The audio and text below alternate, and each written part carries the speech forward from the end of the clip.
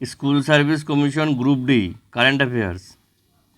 2024 সালে ভারতে চালু হওয়া ডিজিটাল ভারত ভিশন 2.0 এর মূল লক্ষ্য কী ছিল? এ 100% ইন্টারনেট কভারেজ, বি এআই ভিত্তিক প্রশাসন, সি ব্লক চেইন প্রযুক্তি ব্যবহার, ডি সবকটি। এর সঠিক উত্তর হচ্ছে অপশন নম্বর ডি সবকটি। এই প্রকল্পে 2026 সালের মধ্যে 100% ডিজিটাল অন্তর্ভুক্তি, এআই প্রশাসন এবং ব্লক চেইন প্রযুক্তি বাস্তবায়নের লক্ষ্য নির্ধারণ করা হয়েছে। 2023 সালে ভারতে প্রথম স্মার্ট এগ্রিকালচারাল ড্রোন পরিষেবা চালু হয়েছে কোন রাজ্যে? পাঞ্জাব, মহারাষ্ট্র, তামিলনাড়ু, উত্তরপ্রদেশ। সঠিক উত্তর হচ্ছে অপশন নম্বর এ পাঞ্জাব। পাঞ্জাবে চালু হওয়া এই ড্রোন পরিষেবা কৃষকদের ফসলের স্বাস্থ্য পর্যবেক্ষণ, সার ও কীটনাশক স্প্রে করতে সাহায্য করবে। নেক্সট, 2024 সালে Indo Pacific economic framework IPEF এ কতটি দেশ সদস্য ছিল? 12টি, 14টি, 16টি, 18টি। এখানে সঠিক উত্তর হচ্ছে অপশন নম্বর বি 14টি। IPEF এ ভারত সহ মোট 14টি দেশ অন্তর্ভুক্ত।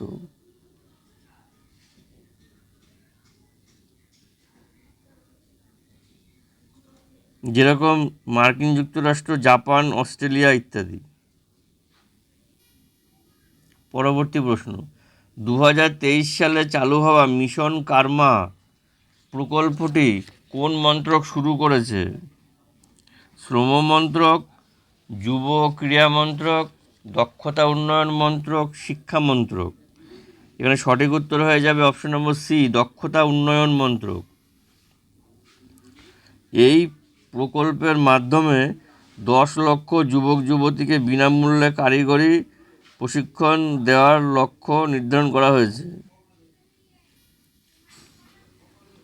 2024 সালের বিশ্ব অর্থনৈতিক ফোরামের রিপোর্ট অনুযায়ী ভারতের অর্থনীতি বিশ্বে কততম স্থানে রয়েছে? তৃতীয়, চতুর্থ, পঞ্চম, ষষ্ঠ।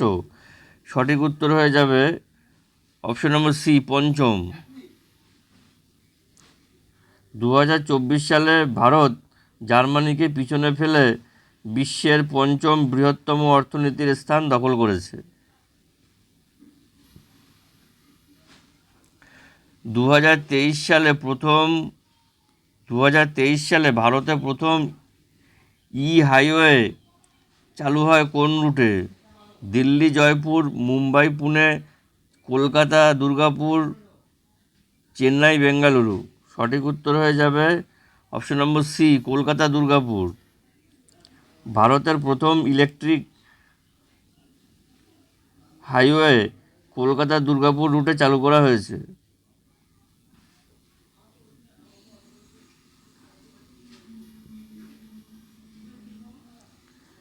2024 সালের চালু হওয়া অভিযান ভারত শীর্ষক কর্মসূচি চালু করেছে কোন মন্ত্রক? স্বাস্থ্য মন্ত্রক, শিক্ষা মন্ত্রক, যুব ও ক্রীড়া মন্ত্রক, ডি প্রতিরক্ষা মন্ত্রক। এখানে সঠিক উত্তর হয়ে যাবে অপশন নম্বর সি যুব ও ক্রীড়া মন্ত্রক। অভিযান ভারত যুব ও ক্রীড়া মন্ত্রক দ্বারা চালু করা হয়েছে, যা তরুণদের দক্ষতা উন্নয়নের জন্য।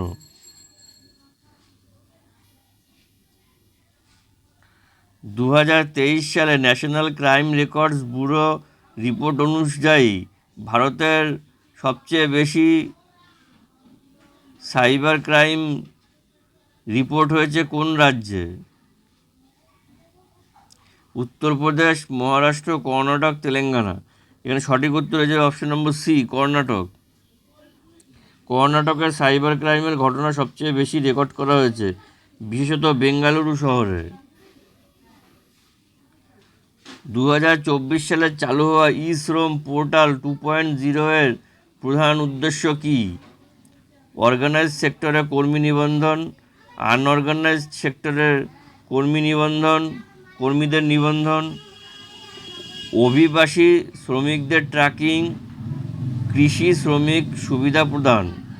এখানে সঠিক উত্তর যাবে অপশন নম্বর বি, আনঅর্গানাইজড সেক্টরে কর্মীদের নিবন্ধন।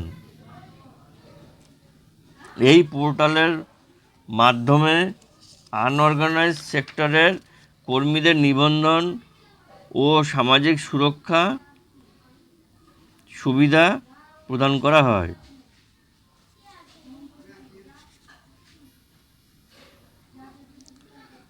দু সালে চালু হওয়া Indian institute of speech technology কোথায় প্রতিষ্ঠিত হবে? বেঙ্গালুরু, তিরুবনন্তপুরম, শ্রীহরিকোটা, আহমেদাবাদ। এর সঠিক উত্তর হয়ে যাবে অপশন নম্বর বি, তিরুবনন্তপুরম। কেরালার তিরুবনন্তপুরমে ইসরোর সহযোগিতায় দেশের প্রথম স্পেস টেকনোলজি ইনস্টিটিউট প্রতিষ্ঠা করা হবে। 2024 সালের ন্যাশনাল ক্লিন এয়ার প্রোগ্রাম 2.0 লক্ষ্য কি?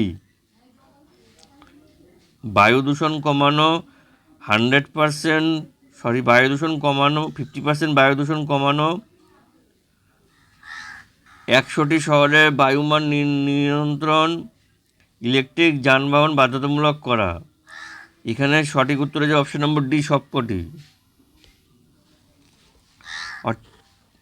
অর্থাৎ 2024 সালে যে ন্যাশনাল ক্লিন এয়ার প্রোগ্রাম 2.0 তার লক্ষ্যমাত্রা হচ্ছে 50% বায়ু দূষণ কমানো, 100টি শহরে বায়ুমান নিয়ন্ত্রণ এবং ইলেকট্রিক যানবাহন বাধ্যতামূলক করা।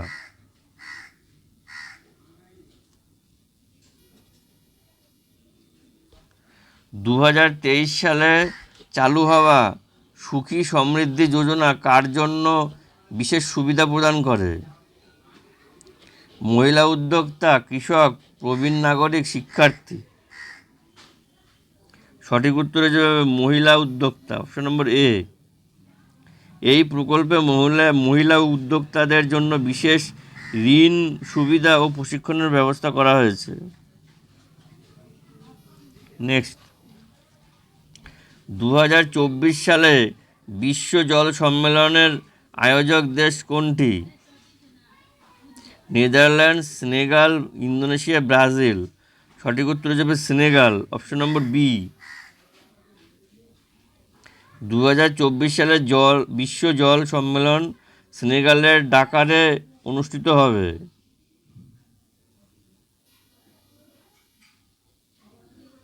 দু সালে ভারতে প্রথম ডিজিটাল বিশ্ববিদ্যালয় চালু করা হয়েছে কোন শহরে? বেঙ্গালুরু, হায়দ্রাবাদ, কোচি, গুরুগ্রাম। সঠিক উত্তর হয়ে যাবে কোচি, অপশন নম্বর সি। কেরালার কোচিতে 2023 সালে ভারতের প্রথম ডিজিটাল বিশ্ববিদ্যালয় চালু করা হয়। শেষ প্রশ্ন, 2024 সালে চালু হওয়া ন্যাশনাল রোবোটিক্স মিশনের মূল লক্ষ্য কী? শিক্ষার্থীদের রোবোটিক্স প্রশিক্ষণ, শিল্পে রোবটের ব্যবহার বৃদ্ধি, কৃষিতে স্বয়ংক্রিয় প্রযুক্তি। এখানে সঠিক উত্তর হচ্ছে অপশন নম্বর বি, শিল্পে রোবটের ব্যবহার বৃদ্ধি। এই মিশনের উদ্দেশ্য ভারতীয় শিল্প খাতে রোবোটিক্স প্রযুক্তি ব্যবহার বৃদ্ধি করা। ভিডিওটিকে অবশ্যই লাইক করবেন, আর বেশি বেশি করে কমেন্ট করুন আর শেয়ার করুন যাদের প্রয়োজন। আর আমাদের চ্যানেল নতুন হয়ে থাকলে চ্যানেলটিকে অবশ্যই সাবস্ক্রাইব করতে ভুলবেন না। দেখা হচ্ছে পরবর্তী ভিডিওতে। বাই।